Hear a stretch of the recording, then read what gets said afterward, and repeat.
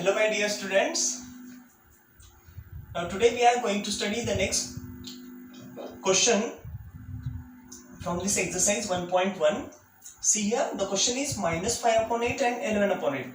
Show the following numbers on a number line. म्हणजे हे जे नंबर दिले त्यांना नंबर लाईनवर प्लॉट करायचं आपल्याला. बरोबर आहे. आता मी मागच्या लेक्चर मध्ये पण शिकवले आहे, आता ह्याच्यात पण परत तेच सांगणार आहे बघा. Draw a separate line for each example. आता बघा, हे थर्ड जे आहे आपण हे घेऊया आता -5/8 आणि 11/8. बघा बरं का, आता इथे मी अशी एक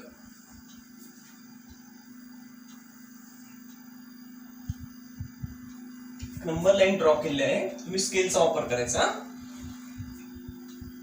इथे बघा, आता सपोज दिस इज 0. एक गोष्ट तुम्हाला कळली का बघा बरं, ह्याच्यामध्ये सगळ्यात महत्वाचं काय ते 5/8 आणि 11/8. ज्याचा डिनॉमिनेटर किती आहे 8. 8 जर डिनॉमिनेटर असेल याचा मिनिंग काय होतो की या ठिकाणी 0 to 1 आणि 0 to -1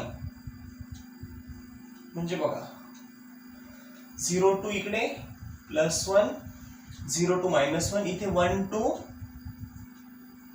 +1 to +2, इथे -2. म्हणजेच कसं 0 1 2 3 4 5 6 असं पुढे. इकडे 0 -1 -2 -3 इकडे कंटिन्यू. आता सगळ्यात महत्वाचं तुम्हाला इथे कळलं पाहिजे बघा, अपॉनला 8 दिला. 8 जर डिनॉमिनेटरला 8 दिला असेल तर आपल्याला लगेच कळलं पाहिजे काय, जर त्याचा डिनॉमिनेटर 8 आहे ह्याचा मिनिंग काय होतो की त्या 0 to 1 ह्या एका कप्प्यामध्ये त्याचे किती पार्ट करायचे 8 पार्ट्स. आता सेकंड क्वेश्चन मध्ये बघा, फोर्थ मध्ये अपॉनला 10 दिला म्हणजे 0 to 1 चे 10 पार्ट्स करायचे, 10 तुकडे करायचे. इथे आता 8 दिला म्हणून आपण 8 तुकडे करू. तर चला इथे 1 2 3 4 5 6 7 आणि हा 8. लक्षात घ्या. बघा बरं 8 तुकडे झालेत का, इथून बघा एवढा 1 2 3 4 5 6 7 8 8 तुकडे अपॉन 8. तसंच आता पुढे बघा, इथे परत 1 2 3 4 5 6 7 आणि हा 8. बघा ह्याचे पण 8 तुकडे केले मधले. कळतंय का बघा बरं, इथून 1 2 3 4 5 6 7 8 8 तुकडे केले. का बरं, कारण ह्याचा डिनॉमिनेटर 8 आहे. जेवढा डिनॉमिनेटर तेवढे तुकडे करायचे. किती सिंपल आहे बघा, जेवढा जितका डिनॉमिनेटर दिसला तेवढे तुकडे करायचे. आता इथे 8 डिनॉमिनेटर 8 तुकडे करा 0 to 1 मध्ये, 1 to 2 मध्ये. आता 0 to -1 चे किती तुकडे करणार तेवढेच 8. 8 is the denominator, therefore make its 8 equal parts. त्याचे 8 इक्वल पार्ट्स करायचे. मग बघा बरं 1 2 1 2 3 4 5 6 7 आणि हा 8. लक्षात घ्या 1 2 3 4 5 6 7 आणि हा 8वा पार्ट 8 पार्ट. ओके. आता बघा बरं का, सगळ्यात महत्वाचं आता तुम्हाला इथे एक गोष्ट कळणं गरजेचं आहे. इथे -5/8. आता हे सगळ्यात पहिलं बघा काय, इथे 0 पासून इकडे आलं तर इथे -1/8 -2/8 -3/8 -4/8 -5/8 म्हणजे इथे किती येईल बघा -5/8. हा 5th नंबरचा बघा ना, किती सिंपल आहे बघा.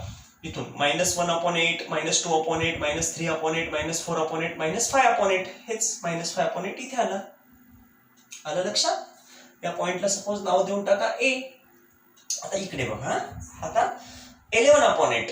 हा इथे पुढे आल्यानंतर तुम्हाला लक्षात येईल बघा -5/8 -6/8 -7/8 आणि -8/8. इथे -8/8 म्हणजेच काय असतं बघा, 8 1 जा 8 8 1 जा 8 म्हणजे 1. बघा -8/8 म्हणजेच 1. 8 1 8 1 आलं त्याचं. तसं इकडे बघा, आता इकडे किती आहे 11/8. आता इथे बघा, इकडे जर स्टार्ट केलं तर इथे काय 1/8 2/8 3/8 4/8 5/8 6/8 7/8 आणि इथे 8/8. हे सगळ्यात महत्वाचं आहे बघा. 8/8 म्हणजे 1. कळतंय का? किती सिंपल आहे बघा. 8/8 म्हणजे हा 1 तयार झाला. हे जर 10चं असतं बघा, इथे 10, जर इथे 10, त्याचे तुकडे किती केले असते आपण? 10 पार्ट्स. मग 10 पार्ट्स असते तर 1 वर किती आला असता? 10/10. 10 1 चा 10 म्हणजे 1 आला असता. कळलं? तसं आता इथे 8/8 आला. आता 8/8 झाला. आता इथे 9/8, 10/8 आणि तिसरा 11/8. 11/8 हा आला. बघा इथून तर तुम्हाला डायरेक्ट कळलं पाहिजे 8/8 एवढा, 9/8, 10/8, 11/8. हे तेच आपल्याला दाखवायचं 11/8. याला नाव द्या बी. किती सिंपल आहे, काहीच नाही. जेवढे इथे डिनॉमिनेटर तेवढे तुकडे करायचे आणि वरचा जो आहे तिथून तेवढं मोजत जायचं आणि तो तिथे प्लॉट करायचा. इथे -5/8 म्हणजे 5 घरं. 1 2 3 4 5 -5/8 हा आला -5/8.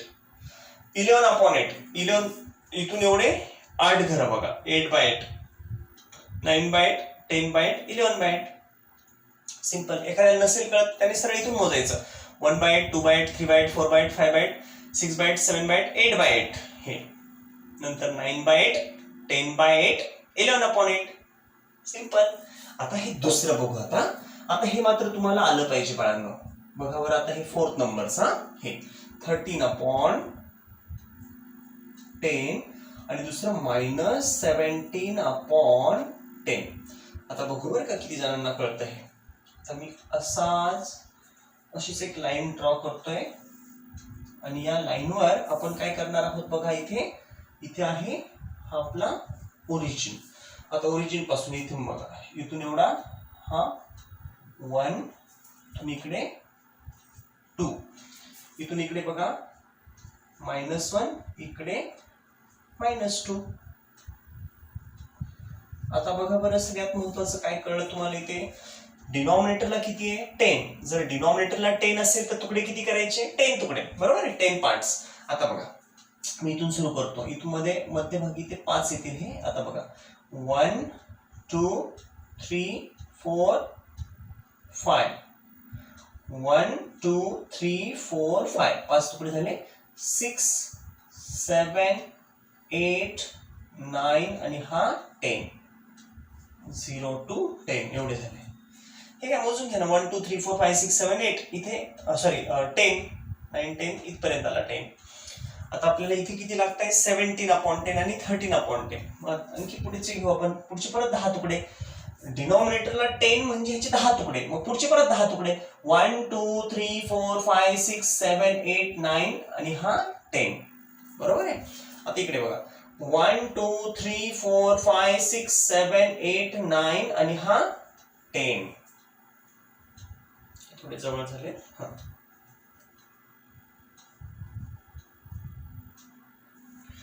1 2 3 4 5 6 7 8 9 10. ओके. आता परत 1 2 3 4 5 6 7 8 9 आणि इथे 10. इकडे 10 आला. बघा बरं आता आपल्याला काय हवंय? 13/10. चला मग 13 मोजू आपण. आता 13/10 हे प्रत्येकाचं बघा. आता इथून जर सुरू केलं आपण तर 1/10, 2/10, 3/10, 4/10, 5/10, 6/10, 7/10, 8/10, 9/10 आणि हा 10/10. बघा 10/10 म्हणजेच 10/10 किती आला? 1. मग आता आपल्याला किती हवंय? 13/10. 13चं कसं? इथे 10/10 झाला. आता 11/10, 12/10 आणि 13/10. तोच पाहिजे आपल्याला 13 म्हणजे बघा 10/10 च्या नंतर 11/10, 12/10, 13/10 हा आला. 13/10. सरळ मोजायचं इथपासून 13 घरं इथे. हे 10/10, 11/10, 12/10 आणि 13/10 झालं. 13/10 आला. मग त्याला आपण पॉइंटला नाव दिलं तरी चालतं, नाही दिलं तरी चालेल. ए झाला हा पॉइंट. ओके. आता नेक्स्ट बघा -17/10. आता मायनस म्हटलं या बाजूला यायचं. प्लस असेल तर त्या बाजूला जायचं, मायनस असेल तर या बाजूला यायचं. आता बघा 17/10 सरळ इथून सुरू करा. 17 घर इकडे यायचं. मग इथे 1/10, 2/10, 3/10, 4/10 पण मायनस. -1/, -2/10, -3/10, 4/10, 5/6/7 8/9 आणि 10/10. इथे किती आला -10/10. हे तर कळलं सगळ्यांना. 10 घरं इकडे, आपल्याला 17 पाहिजे, 17. मग 17 म्हटलं आणखी 7 घरं. मग बघा इथे 11, 12, 13, 14, 15, 16 आणि 17. म्हणजे हा आला 17 घर. म्हणजे -17/10. किती सिंपल आहे. 13 होता, 13 घरं तिकडे गेलं. -17 इकडच्या बाजूला, मायनस म्हटल्यावर लेफ्ट साइडला आलो. किती घरं? 17 घरं. आणि जेवढा डिनॉमिनेटर तेवढा 0 to 1 मध्ये तेवढे तुकडे, 1 to 2 मध्ये तेवढे तुकडे, 0 to -1 मध्ये तितकेच तुकडे, -1 to -2 मध्ये तितके तुकडे. आता काही अडचण कुणाला? कळलं सर्वांना हे? चला पटपट कॉपी करून घ्या मुलांनो.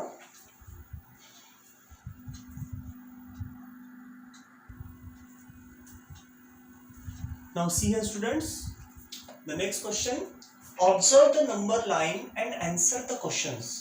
म्हणजे बघा आता ही जी नंबर लाईन आहे बाळांनो, ही ऑब्झर्व करायची तुम्हाला आणि त्या खाली विचारलेल्या क्वेश्चन्सचे आन्सर्स द्यायचे.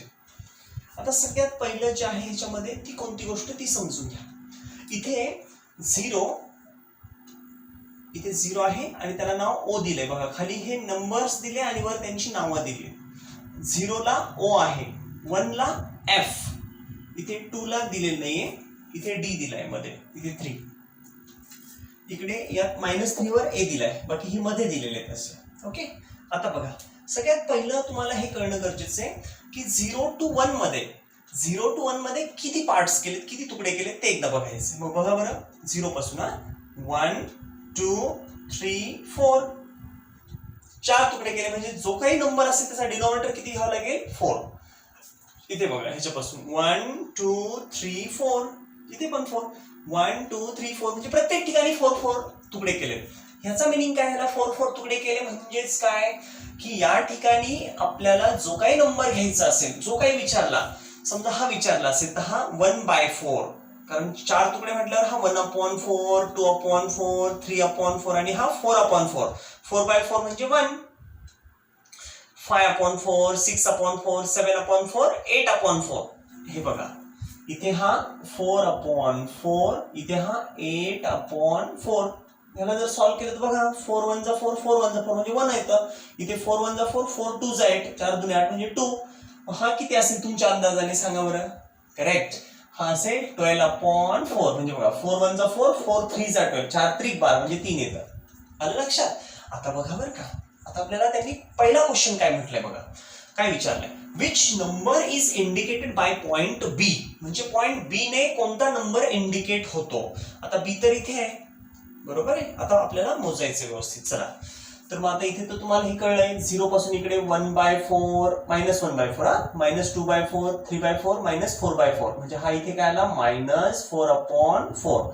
इथे 5/4, -6/4, -7/4, -8/4. इथे आला -8/4. हे तर कळलं तुम्हाला. आता आपल्याला कोण हवंय? नंबर पॉइंट बी. बी ला काय? आता इथपर्यंत आलाय 8/4. बघा हे 8/4. मग 8च्या नंतर इथे 9/4 आणि हा बी तर 10/4 वर आहे, बरोबर आहे. कशावर आहे? 10/4. मग हा जो आहे इथे आहे हा 10/4. पण इकडे ह्याच्या लेफ्ट साइडला आहे, 0च्या लेफ्ट साइडला म्हणजे मायनस, म्हणजे बी काय आला? -10/4. कळलं का? आता इथपासून एखाद्याला नसेल कळत हे 8/4, सरळ तुम्ही इथून मोजायचं. 1 2 3 4 इथपर्यंत 4 आलं, 5 6 7 8 इथपर्यंत 8/4, 9 आणि 10/4. कळलं का? त्याला मायनस साईन, लेफ्टला असेल तर मायनस, राईटला असेल तर प्लस साईन. हा काय आला? -10/4. मग which number is indicated by point B. मग इथे सांगायचं point B indicates, point B indicates. बघा पॉइंट बी म्हणजे हा पॉइंट इंडिकेट करतो बी. कोणता? बी काय इंडिकेट करतो? -10/4. इंडिकेट्स -10/4. -10/4 इंडिकेट करतोय बी. आता पुढचा question, which point indicates the number 1 integer 3/4. आता हे व्यवस्थित समजून घ्या. इथे काय दिलंय? 1 इंटिजर 3/4. हे तुम्हाला माहित असेल. बघा हे कसं सॉल्व्ह करतात, हे अगदी 6th 7th स्टँडर्डला आहे हे. ह्याच्यात काय होतं? ह्या दोघांचा प्रॉडक्ट करत असतो आपण. बघा इथे ह्या दोघांचा प्रॉडक्ट आणि ह्यांची ऍडिशन. बघा हे दोघांचा प्रॉडक्ट आणि जे त्याच्यात हे ऍड करायचं आणि डिनॉमिनेटर जसाच्या तसा. म्हणजेच काय? 4 × 1, 4 1 जा 4 +3 म्हणजे 4 + 3 7 म्हणजे हे आलं 7/4. कळतं का काय केलं बघा. 4 × 1 ह्याला इंटू करायचं ह्याला प्लस करायचं. मग 4 × 1 4 4 + 3 7 म्हणजे 7/4. येते लक्षात. जर तुम्हाला असं कळत नसेल तर मी थोडंसं एक स्टेप वाढवतो ह्याची. कसं बघा. 4 × 1 मी इथे घेतो 4 × 1 आणि प्लस त्याच्यामध्ये हा ह्याचं दोघांचा प्रॉडक्ट इथे लिहिला आणि प्लस वरचा त्याच्यात प्लस केला आणि अपॉनला हा जसाच्या तसा. मग बघा 4 × 1 = 4 प्लस हा 3 आणि अपॉन 4 म्हणजे 7/4. कळतंय का हे कसं किंवा डायरेक्ट तुम्हाला येत असेल तर 4 × 1 = 4 प्लस 3 7/4 म्हणजे 7/4 डायरेक्ट लिहिलं तरी चालेल. आता बघा बरं का 7/4. मग काय म्हटलं इथे which point indicates the number this. हा नंबर म्हणजे 7/4. ह्याच्या जागेवर आपल्याला काय घ्यायचंय आता 7/4. मग 7/4 कोणता नंबर इंडिकेट करतो. पहिली गोष्ट तर बघा प्लस आहे की मायनस. इथे प्लस दिलेला आहे हा प्लस दिलाय म्हणून आपल्याला या साईडला बघायचं. मायनस असतं तर आपण इकडे बघितलं असतं बरोबर लेफ्ट साईडला. आता प्लस 7/4. चला इथून सुरू करू आपण इथून. इथून 1/4 2/4 3/4 4/4.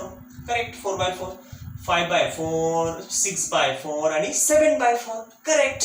म्हणजे हा किती आला 7/4 किंवा 7/4 हा नंबर. मग ते म्हणताय की या 7/4 वर कोणता पॉइंट बसलाय. ह्या 7/4 ला पॉइंट कोणता आहे C.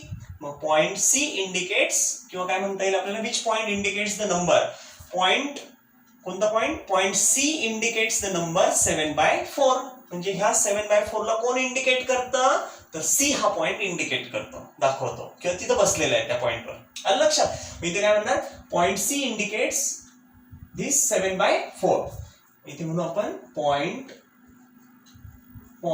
C indicates. Point C काय इंडिकेट करतं इंडिकेट्स द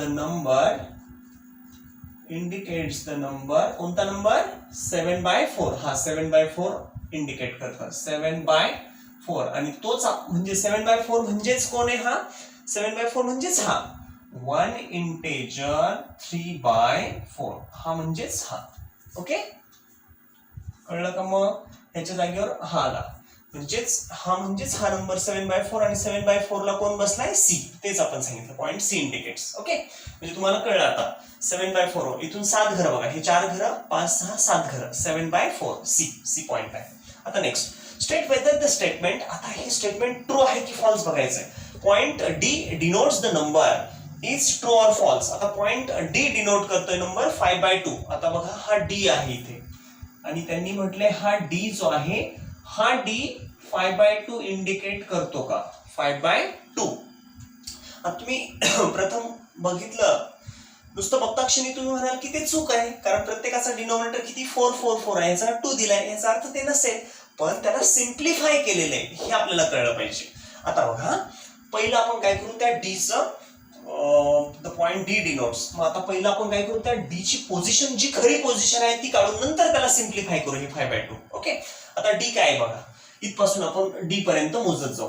बघा इथून इथे 1/4 2/4 3/4 4/4 हे तर कळलं तुम्हाला. 4/4 इथे 8/4 हे डायरेक्ट कळतं पण नसेल का तुम्ही इथून मोजत चला हे तुम्हाला कळत आहे. 4/4 8/4 12/4 4 3 12 म्हणजे 3 4 2 8 2 आणि हे 4 1 4 म्हणजे 1. तसंच इथे सुद्धा 4 1 = 4 4 2 = 8 आणि इथे 4 3 = 12.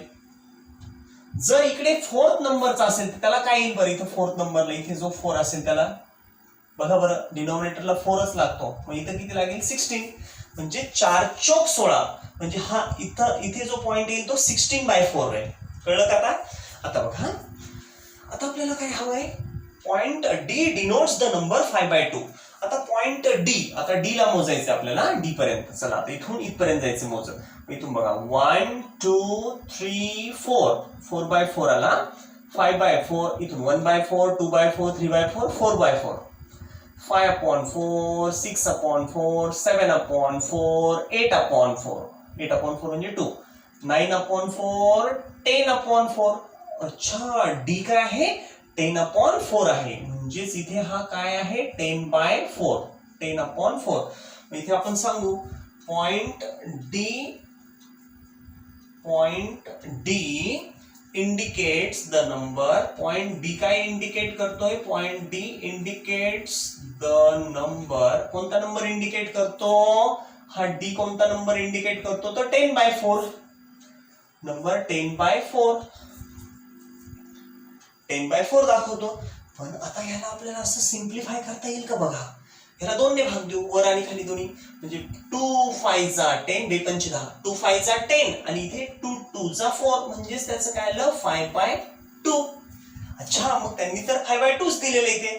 डी डिनोट्स 5/2 म्हणजे डी हा ऍक्च्युली काय होता 10/4 पण त्याला सिम्प्लिफाय करून 5/2 आलं. मग ते म्हणतायत की ते स्टेटमेंट ट्रू आहे की फॉल्स. ट्रू, कारण तेच दिसतंय 10/4 म्हणजेच 5/2. The given statement is true. मग इथे सांगायचं statement is true. The given statement is true. दिलेलं स्टेटमेंट काय आहे बाळांनो, ट्रू आहे. आता हे तुम्ही काय करायचं, सर्वांनी हे व्यवस्थित कॉपी करून घ्यायचंय आणि हे सर्वच्या सर्व क्वेश्चन तुमच्या नोटबुक मध्ये, क्लासवर्क मध्ये 2 वेळेस आणि होमवर्क मध्ये 2 वेळेस हे सगळे एक्सरसाइज लिहून काढायचे बरं का. हे व्यवस्थित जितकं तुम्ही लिहाल तेवढं तुम्हाला ते पुढे सोपं जाईल. सुरुवातीला पहिल्या वेळेस तुम्ही बघून लिहा, नंतर मात्र दुसऱ्या तिसऱ्या आणि चौथ्या वेळेस मनाने सोडा. फक्त क्वेश्चन लिहायचा आणि मनाने उत्तर द्यायची. ओके, म्हणजे तुमची प्रॅक्टिस होईल चांगली. चला पटपट कॉपी करा बाळांनो. Okay, thank you students.